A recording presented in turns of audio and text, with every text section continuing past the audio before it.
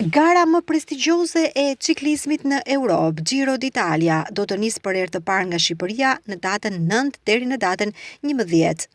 Policia ka publikuar sot rrugët që do të bllokohen në Durrës, si dhe zonat ku nuk do të lejohet parkimi. Kështu, ndalimi i parkimit nga data 8 në orën 18 dhe datën 9 në orën 15 në segmentet e rrugëve: rruga Marsi në Theni, rruga Taulantia, rruga Anastas Dursaku, rruga e Galas, parkimi publik i shëndetores Taulantia, rruga e Reportit, rruga Aleksandr Goga, rruga Dëshmorët, rruga Adria, rruga Pavarësia deri te Plepat. Ndalim qarkullimi dhe parkimi nga data 9 nga ora 11 deri në orën 14 në rrugën 19 Marsi, në rrugën Ignatia, në segmentin Tora Veneciane, bulevardi Epidam, Sheshi Liria, rruga Aleksandr Goga, Mazoleumi i Dëshmorëve.